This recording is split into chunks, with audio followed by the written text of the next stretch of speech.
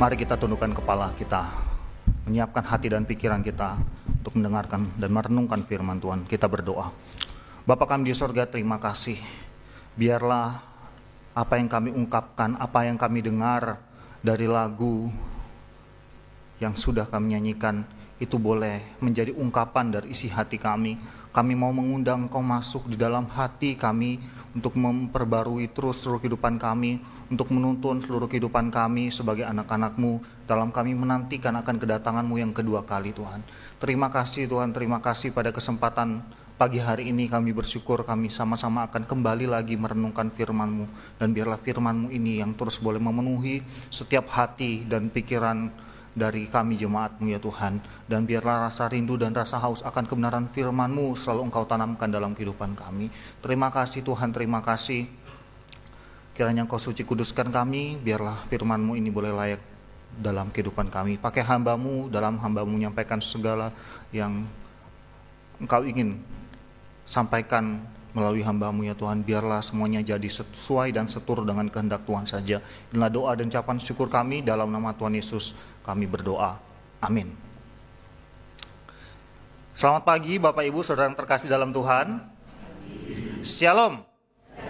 Nah, puji nama Tuhan, bersyukur kepada Tuhan kalau kita boleh ada sebagaimana kita ada di penghujung tahun ini Bapak Ibu Saudara ya. Tinggal beberapa minggu lagi kita akan melewati tahun 2024 Bapak Ibu Saudara. Dan hari ini kita akan kembali mendengarkan dan merenungkan firman Tuhan ya. Ini adalah lanjutan dari apa yang sudah disampaikan, ayat-ayat yang sudah disampaikan minggu lalu oleh Bapak Pendeta Gindo. Mari kita akan sama-sama membuka Alkitab kita dari Injil Matius. Injil Matius pasal yang ke-25. Injil Matius pasal yang ke-25. Kita buka Alkitab yang kita bawa, soalnya saya tidak menampilkan ayatnya di slide, jadi kita membaca di Alkitab kita masing-masing. Sekali lagi Injil Matius pasal 25. Kalau sudah dapat kita baca ayat yang ke-14 sampai ayatnya yang ke-30. Injil Matius pasal 25 ayat 14 sampai ayatnya yang ke-30. Kita akan membaca bagian firman Tuhan ini secara silih berganti. Saya akan membacakan dan saya akan menggunakan Alkitab terjemahan baru yang kedua. Silakan Bapak Ibu, kita akan bergantian membacanya dari Injil Matius pasal 25 ayat 14 sampai ayat yang ke-30. Perumpamaan tentang talenta ayat 14, sebab kerajaan surga seumpama seorang yang mau bepergian. Ia memanggil hamba-hambanya dan mempercayakan hartanya kepada mereka.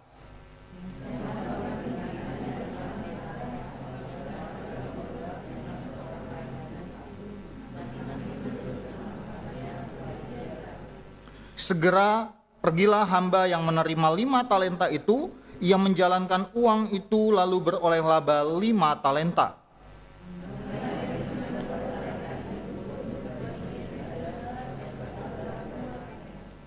Namun hamba yang menerima 1 talenta itu pergi dan menggali lubang di dalam tanah lalu menyembunyikan uang tuannya.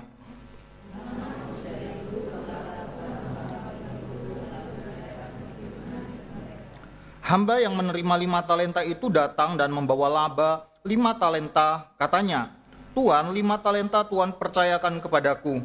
Lihat, aku telah beroleh laba 5 talenta.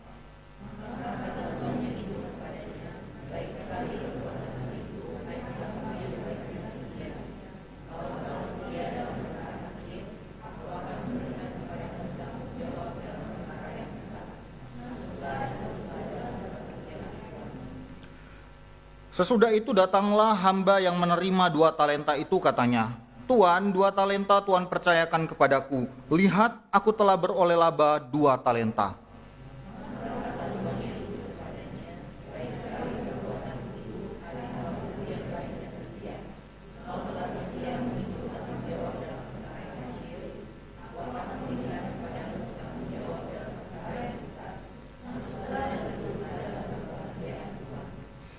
Datanglah juga hamba yang menerima 1 talenta dan berkata, Tuan, aku tahu bahwa Tuan adalah orang yang kejam, yang menuai di tempat Tuan tidak menabur dan memungut dari tempat Tuan tidak menanam.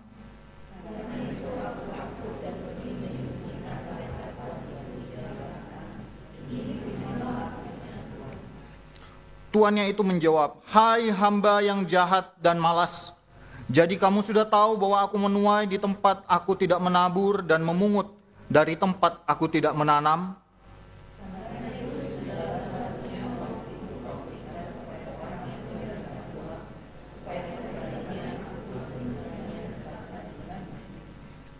Sebab itu ambillah talenta itu dari dia dan berikanlah kepada orang yang mempunyai 10 talenta itu.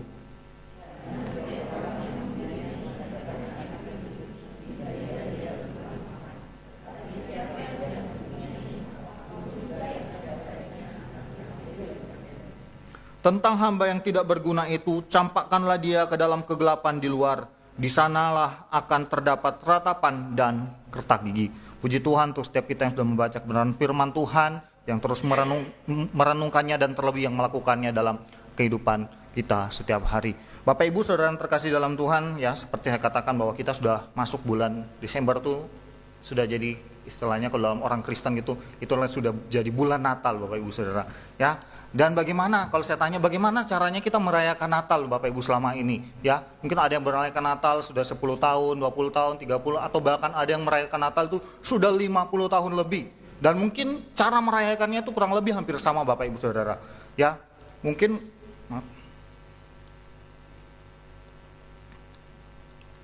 Oke. Bapak Ibu Saudara, ketika kita merayakan Natal mungkin ada yang merayakan ya memasang pohon Natal di rumah Bapak Ibu Saudara, ya, menghias pohon Natal, dan sama seperti juga gereja kita sudah punya pohon Natal gitu. Kemudian mungkin ada yang merayakan Natal juga dengan memutar lagu-lagu Natal gitu ya, entah dari YouTube atau ada mungkin kalau Bapak Ibu yang sudah berusia usia lanjut Bapak Ibu mungkin punya kaset-kaset zaman dulu gitu ya yang berisi lagu-lagu Natal gitu Bapak Ibu ya. Kalau di rumah waktu dulu kami kalau bulan Natal tuh setiap pagi Bapak Ibu sering sekali diputarkan lagu Natal sama mama papa saya gitu ya lewat VCD gitu. Jadi setiap pagi itu untuk membangunkan kami ke sekolah itu putarnya lagu Natal Bapak Ibu, dikencengin gitu lagu Natal supaya bangun Bapak Ibu Saudara ya. Itu satu suasana yang sungguh luar biasa Bapak Ibu. Kemudian mungkin ada yang kumpul keluarga lalu mengadakan tukar kado gitu ya. Wah, siapa dapat siapa gitu ya.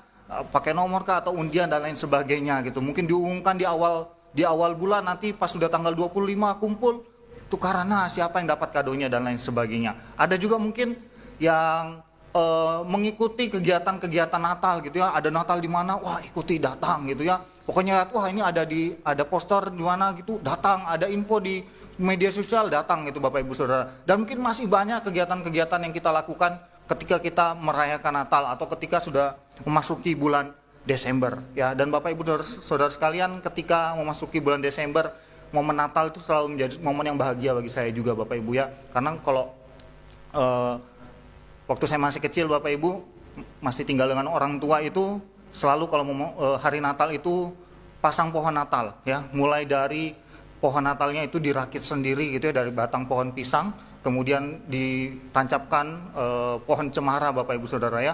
Mama saya itu suka sekali merakit Bapak Ibu Saudara. Jadi kalau orang datang ke rumah bersilaturahmi di tanggal 25 itu, wah selalu dipuji-puji gitu pohon Natal. Waduh niat banget gitu buat pohon Natal ya.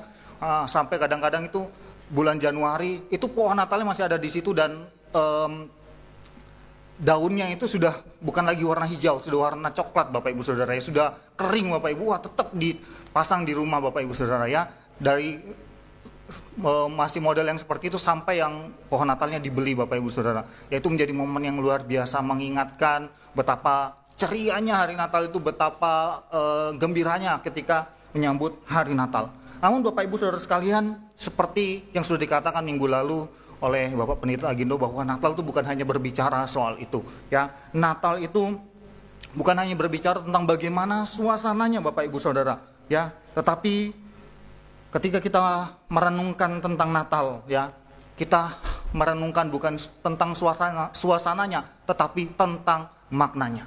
Bagaimana selama ini kita memaknai Natal yang kita jalani bertahun-tahun ya. Mungkin ada yang dari kecil sudah jadi orang Kristen ya, sampai sekarang merayakan Natal terus Bapak Ibu Saudara. Bagaimanakah kita merayakannya? Apakah kita merayakan dengan makna yang benar Bapak Ibu Saudara?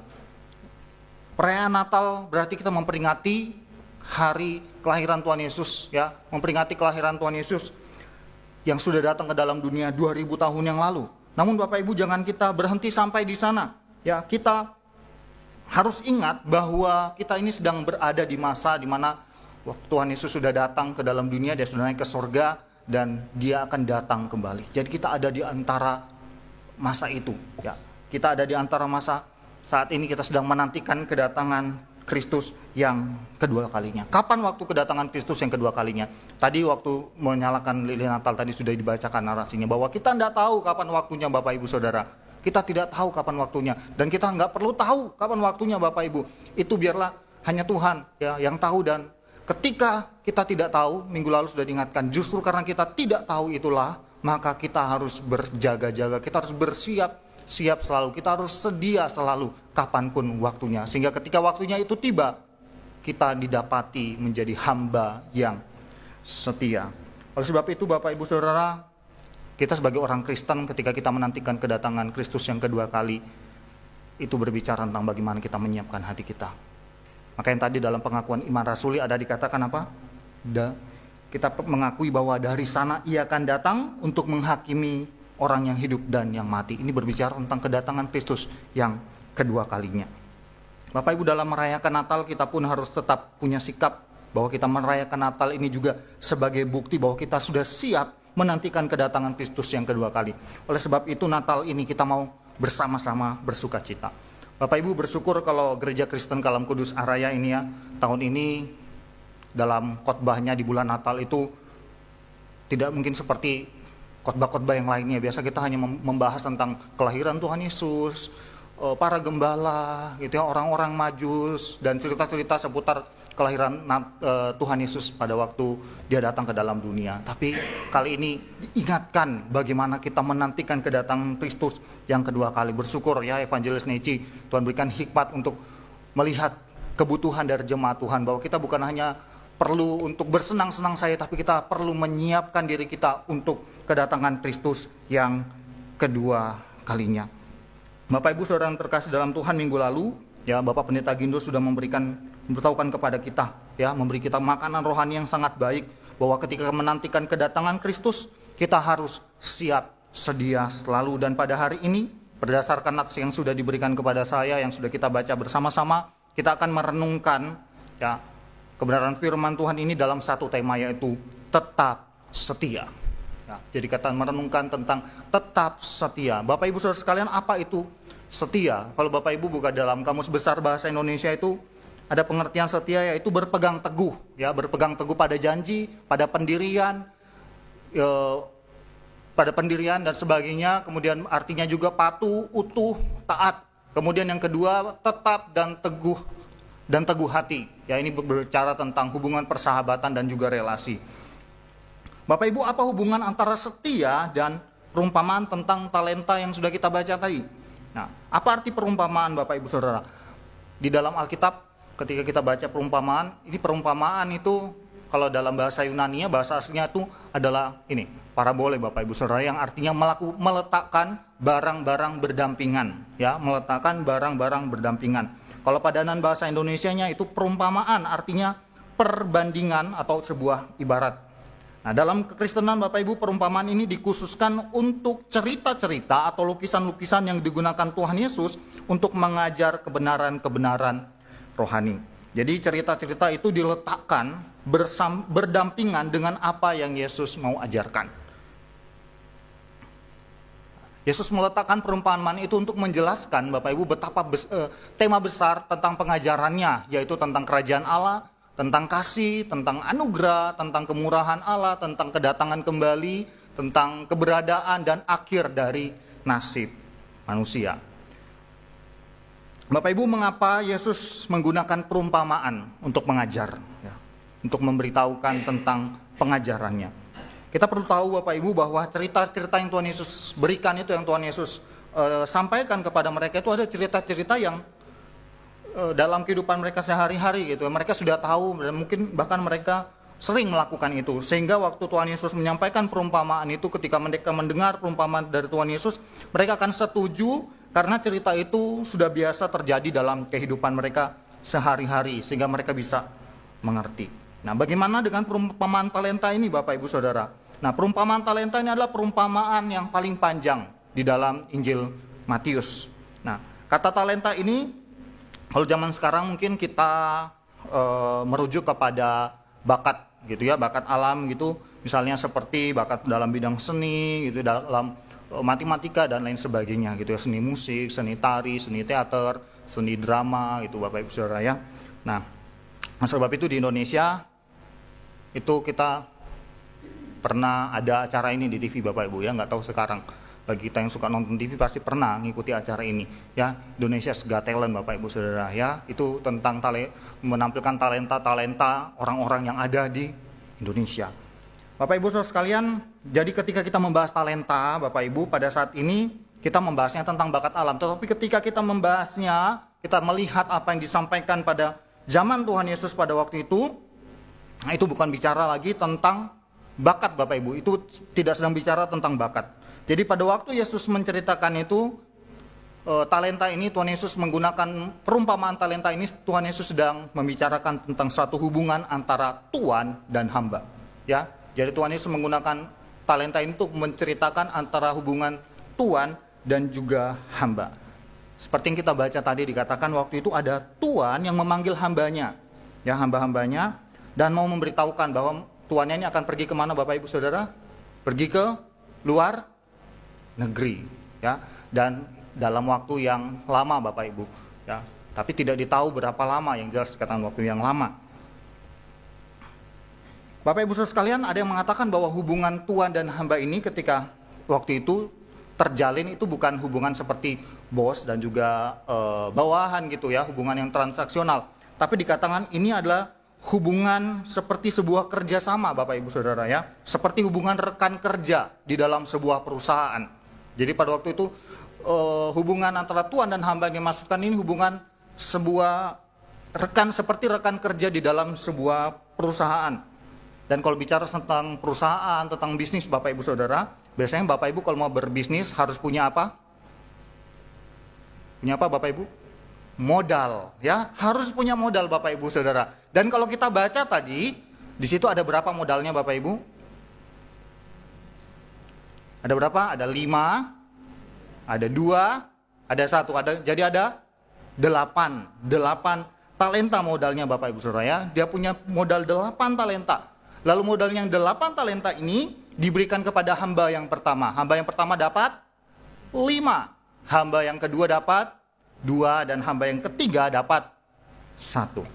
Bapak Ibu, sebelum lebih jauh kita melihat perumpamaan ini, Bapak Ibu, saya ingin katakan bahwa Tuhan itu, ya seperti yang dikatakan Alkitab, dia sudah tahu bagaimana hamba-hambanya. Dia mengenal kemampuan hamba-hambanya, ya, sehingga dia menghargai kemampuan mereka dan mempercayakan hartanya kepada hambanya. Oke, mempercayakan hartanya kepada hambanya karena dia sudah tahu bagaimana kemampuan hambanya. Ya, sama seperti Bapak Ibu, kalau Bapak Ibu di rumah punya karyawan, Bapak Ibu pasti sudah tahu kapasitas dan kemampuan karyawan Bapak Ibu Saudara atau orang yang bekerja di rumah Bapak Ibu Saudara sekalian. Misalnya orang yang bekerja itu pintarnya masak, tidak mungkin Bapak Ibu suruh jadi driver, benar? Ya kan? Atau sebaliknya, dia driver Bapak Ibu suruh masak. Ya, mana bisa gitu, nggak nyambung Bapak Ibu Saudara. Ya, atau dia biasanya ngangkat barang, tiba-tiba Bapak Ibu percayakan dia megang kasir gitu ya tanpa pernah punya pengalaman. Bayangin aja bagaimana pemasukan pengeluarannya begitu kacau, ya kan? Jadi seorang Tuhan itu mengenal hambanya, ya, mengenal hambanya, dan karena dia sudah tahu, oh ini kemampuannya seperti ini, maka dia bidangnya ini, saya percayakan ini dan itu. Dan semakin hamba itu semakin pintar, semakin punya kemampuan yang dilihat baik, maka pasti kepercayaan yang diberikan itu akan semakin tinggi. Biasanya ada orang-orang asisten rumah tangga gitu yang sudah lama gitu, biasanya kalau sudah lama dia akan sedikit terangkat jadi seperti kepala asisten rumah tangga yang lainnya begitu. Benar ya Bapak Ibu Saudara ya? Pokoknya dia paling senior, apa-apa harus tanya dia. Gitu ya, udah punya kepercayaan yang lebih gitu. Atau Bapak Ibu kalau sedang bekerja, Bapak Ibu pasti bisa melihat kalau orang semakin baik pekerjaannya gitu ya, pasti akan diberikan jabatan yang lebih baik juga. Itulah yang terjadi kurang lebih dalam perumpamaan tentang talenta ini yang menjelaskan hubungan antara Tuhan dan juga hamba. Jadi kepercayaan itu diberikan berdasarkan kemampuan. Bapak Ibu Saudara sekalian, seberapa besarkah kepercayaan dari Tuhan ini kepada hambanya? Bapak Ibu Saudara sekalian, sekarang kita hitung-hitungan Bapak Ibu Saudara ya. Jadi ini belajar teologi Bapak Ibu Saudara, bukan cuma belajar Alkitab, itu belajar matematika juga Bapak Ibu ya.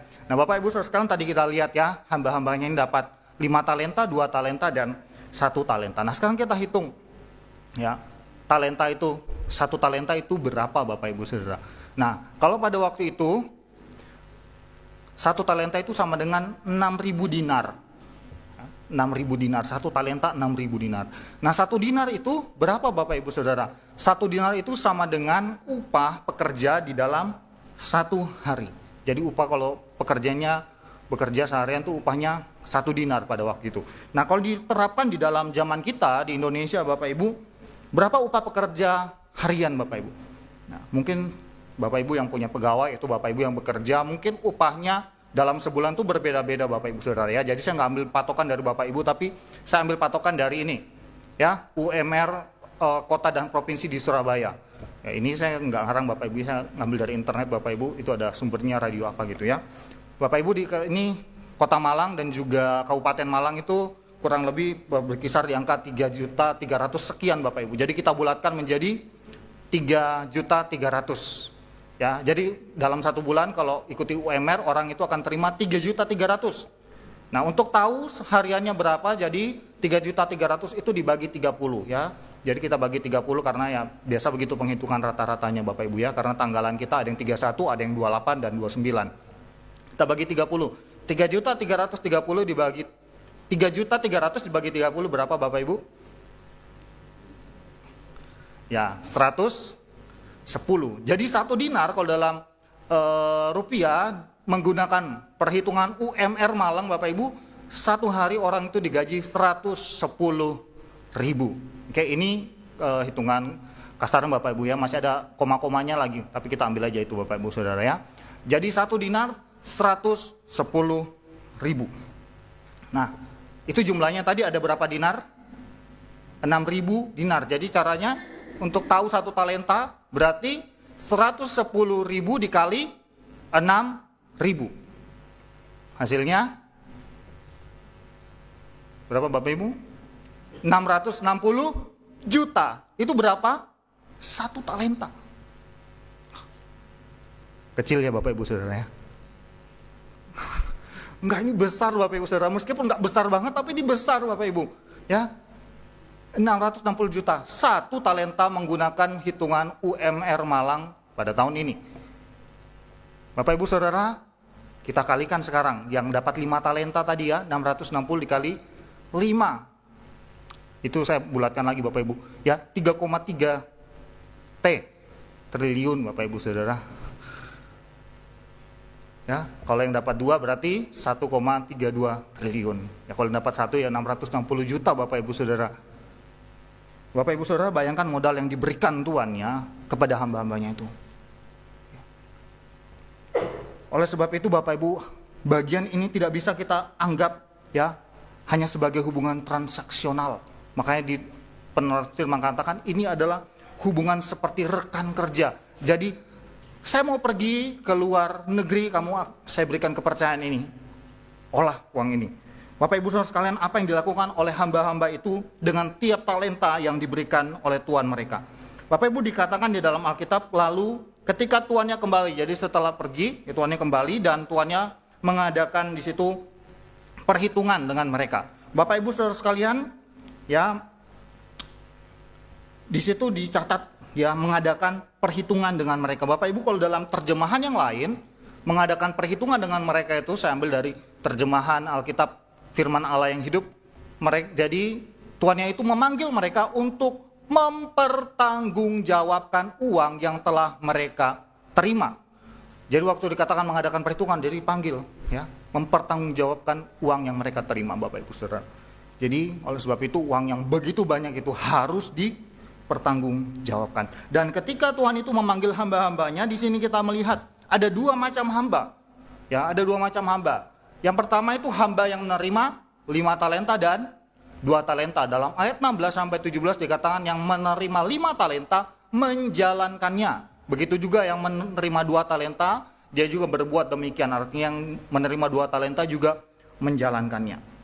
Dan uniknya Bapak Ibu Saudara sekalian, kata ini kalau di dalam Alkitab, kata menjalankannya kalau dalam Alkitab terjemahan yang lain Bapak Ibu Saudara sekalian, itu seperti ini. Ya. Kalau dalam terjemahan lama yang ini yang paling sana, ini terjemahan lama dikatakan di situ, maka orang yang menerima 5 talenta itu segeralah pergi menjalankan modalnya. Oke, itu dia menerjemahkan dengan modalnya sehingga memperoleh keuntungan 5 talenta. Kemudian yang sebelah sini, yang MILT itu Bapak Ibu, Modified Indonesian Literal Translation, di situ dikatakan, dan setelah pergi, yang menerima 5 talenta itu bekerja dengan talenta itu dan menghasilkan 5 talenta. Kemudian yang bagian bawah ini, Bapak Ibu Saudara sekalian, itu AVB. Ini Alkitab versi Borneo Bapak Ibu. Nah, di situ dikatakan hamba yang menerima 5 talenta itu memperniagakannya. Jadi ini adalah sebuah transaksi Bapak Ibu Saudara sekalian, lalu mendapat untung 5 talenta lagi. Ya, dan kalau kita lihat dalam terjemahan yang lain masih ada juga bahasa Indonesia sehari-hari dan terjemahan sederhana Indonesia itu dikatakan hamba yang menerima 5 talenta dan 2 talenta itu berdagang. Jadi apa yang diterima itu mereka gunakan, ya, mereka olah, mereka pertanggungjawabkan dengan sebaik-baiknya.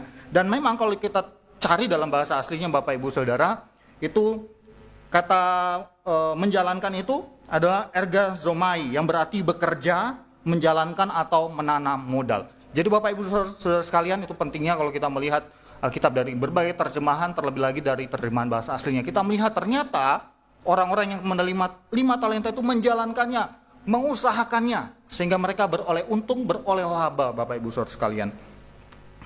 Lalu ketika mereka sudah dapat laba itu, apa yang mereka katakan? Mereka datang kepada tuannya dan beritahu, ini aku memperoleh 5 talenta, yang satu mengatakan aku memperoleh 2 talenta.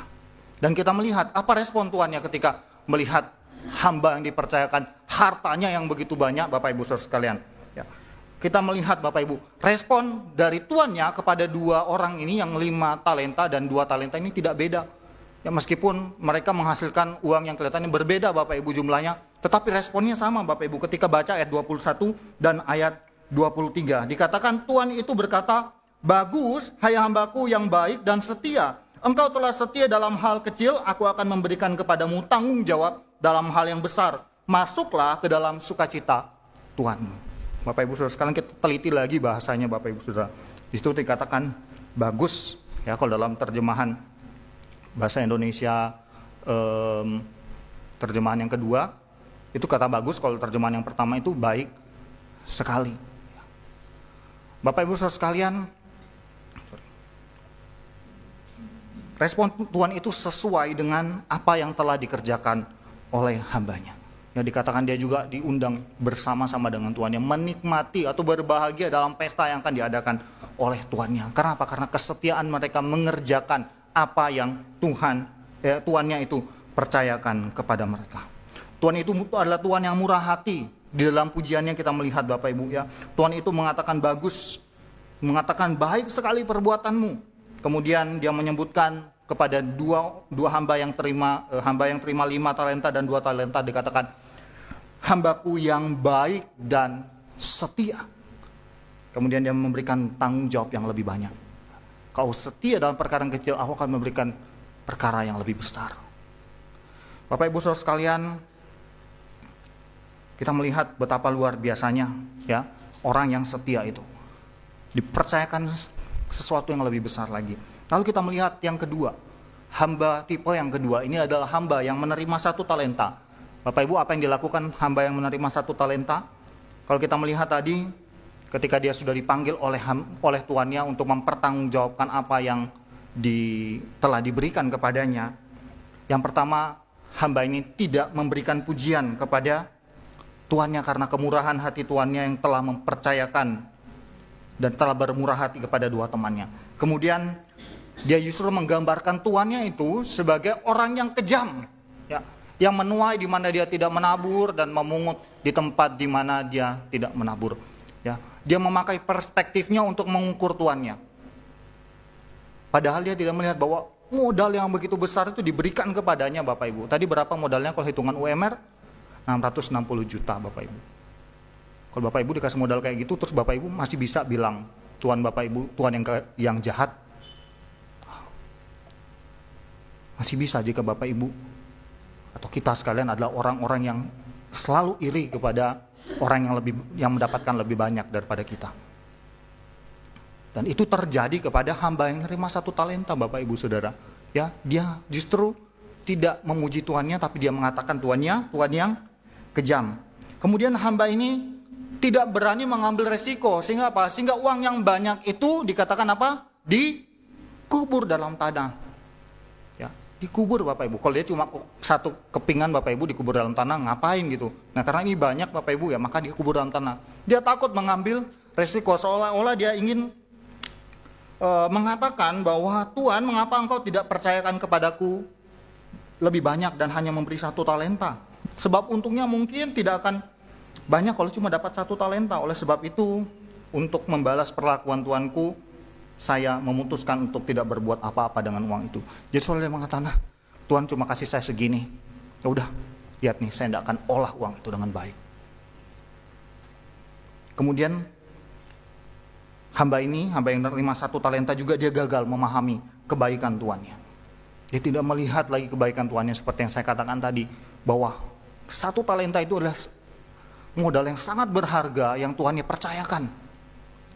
Bapak Ibu mau percayakan modal Bapak Ibu sebesar yang tadi itu kepada hamba yang Bapak Ibu tidak percayai? Baru kerja berapa hari gitu, Bapak Ibu percayakan. Berani Bapak Ibu? Kalau yang pengusaha, bilang enggak mungkin. Jangan ngada-ngada ya penginjil Orel. Apalagi kalau sudah dengar, wah ini dulu dipecat dari sana karena pernah melakukan ini, gitu, penggelapan uang dan sebagainya. Bapak Ibu mau percayakan itu? Tentu tidak. Tapi karena dia lihat, wah ini sepertinya bisa dipercaya, dia tahu, maka dipercayakan. Tapi justru ternyata dia masih menginginkan lebih daripada itu. Bapak Ibu saudara sekalian, ia memandang tuannya dengan sifat iri dan egois yang sama seperti dengan dirinya. Kemudian selanjutnya, dia tidak menggunakan talenta itu untuk mendapatkan keuntungan, melainkan justru membuat argumentasi supaya membuat dirinya merasa aman. Ya. Kalau kita baca tadi sepertinya tindakan yang baik, menyimpan supaya uang tuannya nggak hilang Bapak Ibu Saudara. Ya, 600 sekian juta Bapak Ibu, kalau kita simpan baik-baik kan kita bisa dibilang, wah ini menjaga kepercayaan juga dengan baik, uangnya nggak hilang, tetap utuh diberikan kepada tuannya Bapak Ibu Saudara sekalian. Namun 6 poin tadi ini Bapak Ibu Saudara menunjukkan bagaimana sikap dari hamba itu. Ya. Ada banyak cara Bapak Ibu Saudara untuk mengelola uangnya. Seorang bernama Simon J. Kistemaker Bapak Ibu mengatakan, mengapa hamba itu tidak menyimpan uang di bank, ya, atau kepada bankir Bapak Ibu Saudara? Apakah dia tidak percaya kepada bankir atau orang yang mengelola uang bank, padahal dia tahu bahwa tuannya sanggup mengurus untuk memperoleh kembali uang tersebut beserta bunganya jika terjadi sesuatu yang merugikan. Dia tahu hal ini, tetapi dia tetap mengembalikan hanya 1 talenta sesuai dengan yang diberikan. Kalau tadi terjemahan baru 2 ini dikatakan, ada di situ dibahas soal bankir Bapak Ibu Saudara ya. Jadi berbicara tentang penyimpanan uang gitu, kayak kalau simpan uang nanti kayak sistem bank Bapak Ibu Saudara ya pada zaman itu. Bapak Ibu Saudara sekalian, padahal itu adalah salah satu cara yang baik Bapak Ibu ya, menyimpan uang. Kalau tidak mau ngolah tidak mau diolah dengan bekerja dan sebagainya, simpan di bank gitu ya, dalam waktu ya berapa dalam ketentuan waktu bank gitu ya, bisa terima bunganya gitu ya, meskipun mungkin bunganya tidak besar, tapi ada hasil dari uang yang ditaruh, apalagi 660 juta. Kalau misalnya gitu ya, simpan 3 bulan pakai apa lagi namanya, kok saya jadi lupa ya, bunga deposito gitu Bapak Ibu Saudara ya, 3 bulan 660 juta lumayan Bapak Ibu Saudara ya, yang biasa ini lumayan Bapak Ibu. Tapi itu dia tidak lakukan, dia tidak berani mengambil resiko, dia hanya mementingkan kepentingan dirinya sendiri. Lalu karena perbuatan dari hamba yang terima 1 talenta ini seperti itu, lalu apa yang dilakukan tuannya kepada hamba yang memperoleh 1 talenta ini? Kita lihat respon Tuhan itu berbeda sekali ya. responnya kepada yang terima 1 dan tidak menjalankannya dengan yang terima 5 dan juga 2 talenta. Kita lihat respon Tuhan yang pertama, tidak ada kata pujian kepada hamba yang tidak setia itu. Kemudian yang kedua, Tuhan itu menyebutnya sebagai hamba yang jahat dan malas. Kemudian Tuhan itu mencaci ketidaksetiaannya. Dan Tuhan itu menyesal telah mempercayakan kepada hamba itu. Ya, sebab lebih baik dikatakan mempercayakannya kepada bankir atau kepada orang yang menjalankan uang. Jadi kalau dalam terjemahan Bapak Ibu, situ ada yang tulis orang yang menjalankan uang. Kalau dalam terjemahan baru 2 itu diterjemahkan bankir, Bapak Ibu Saudara. Ya, jadi orang yang mengelola uang di bank. Kemudian yang kelima, akhirnya dia mengambil talenta itu dan memberikannya kepada yang memiliki 10 talenta. Dan yang terakhir dikatakan dia sebagai hamba yang tidak berguna. Oleh sebab itu Bapak Ibu, ketika Tuhan itu mengatakan sebab setiap orang yang mempunyai kepadanya akan diberi sehingga ia berkelimpahan. Ya.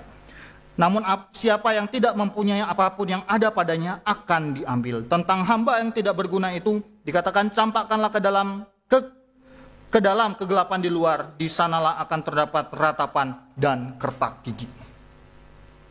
Bapak Ibu Saudara yang terkasih, perlu kita memahami bahwa perumpamaan ini juga berbicara tentang kedatangan Kristus yang kedua kali. Seperti dimulai di bagian awal, ya, tentang kerajaan sorga. Dan melalui perumpamaan ini kita diajarkan untuk apa? Untuk setia mengerjakan apa yang Tuhan percayakan kepada kita. Melalui karunia-karunia kita, melalui apapun yang ada dalam diri kita untuk apa? Untuk membangun satu dengan yang lain. Tuhan mau agar kita sebagai pengikutnya itu bertanggung jawab dalam menantikan kedatangannya yang kedua kali. Kita tidak tahu kapan. Oleh sebab itu karena kita tidak tahu, justru kita harus setia selalu. Sehingga kita didapat ketika Kristus datang kali yang kedua, kita didapati sebagai hamba yang setia.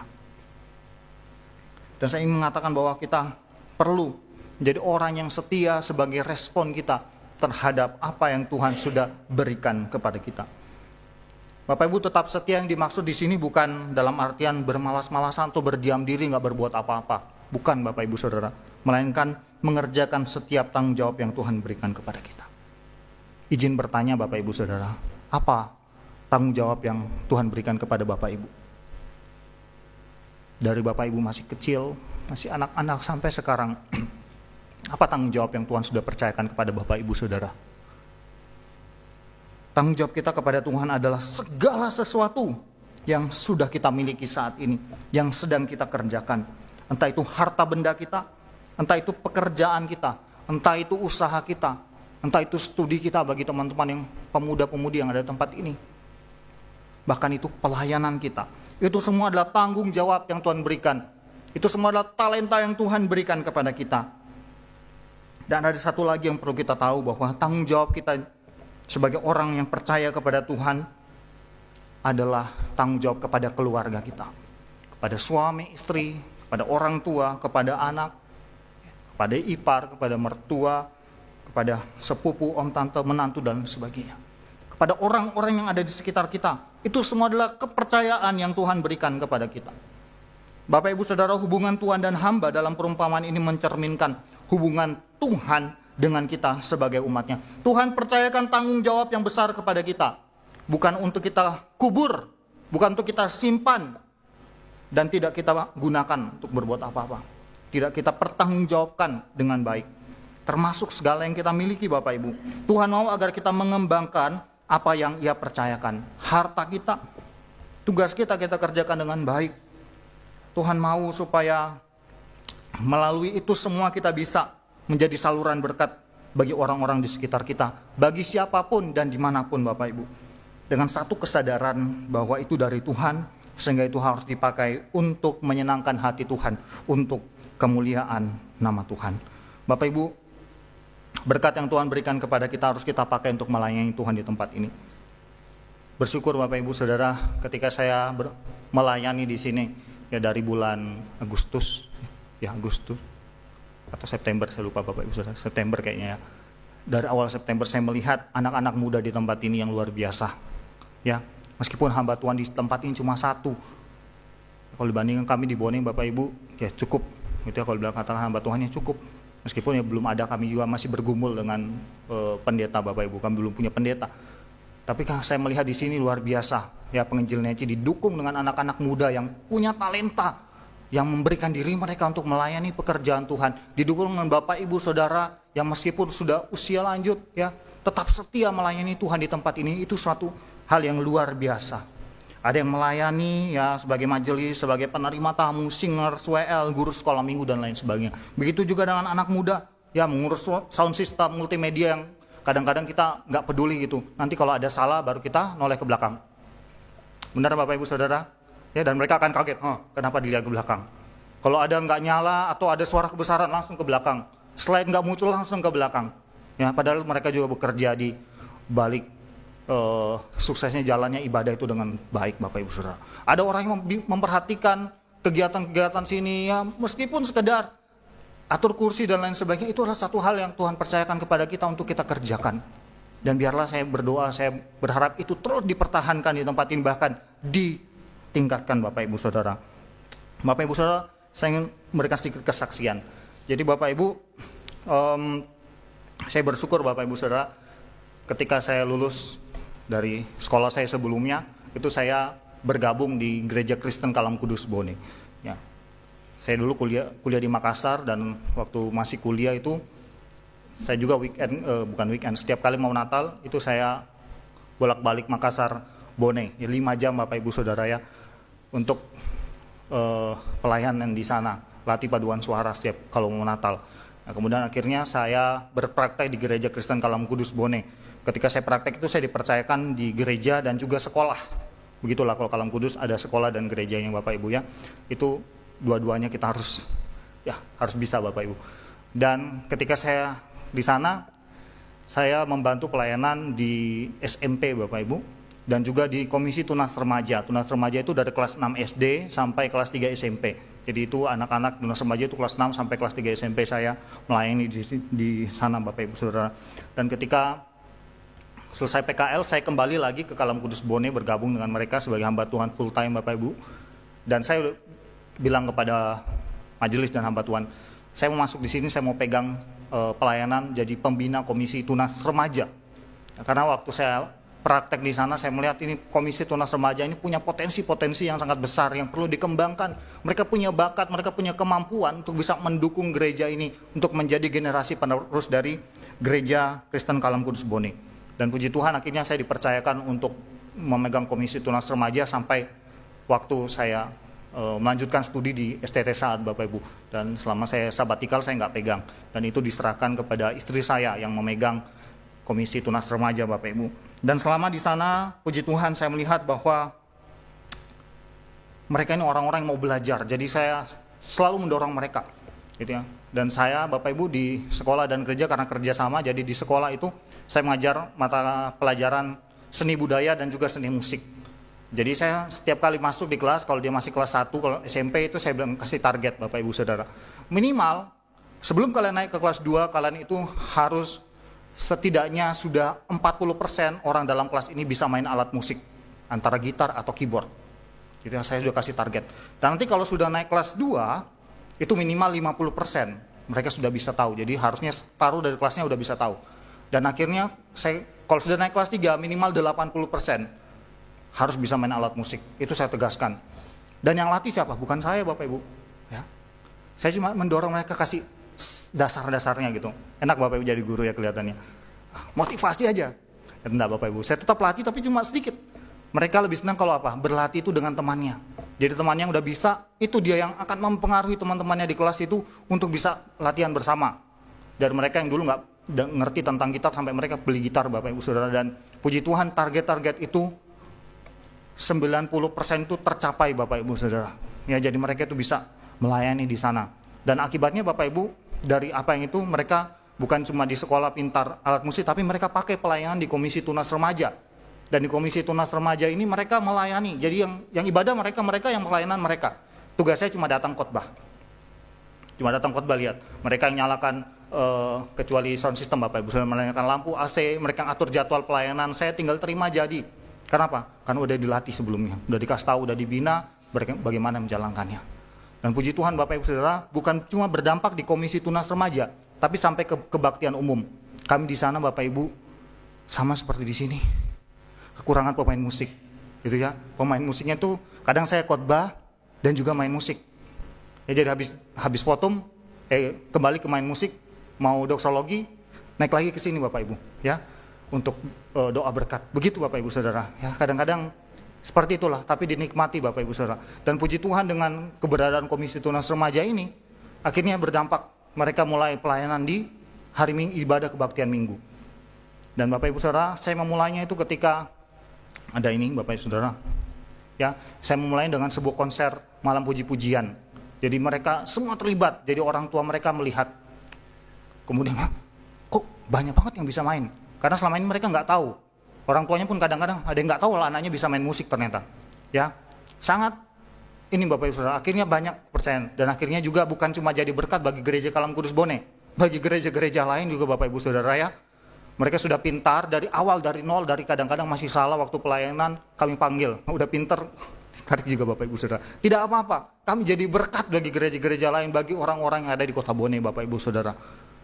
Dan puji Tuhan Bapak Ibu Saudara, dengan pelayanan itu saya melihat banyak sekali potensi yang ternyata bisa Tuhan berikan. Meskipun kadang-kadang ada Bapak Ibu Saudara yang dianggap enteng sama teman-temannya. Nggak pernah kayak di kelas itu kayaknya dia nggak ada temannya.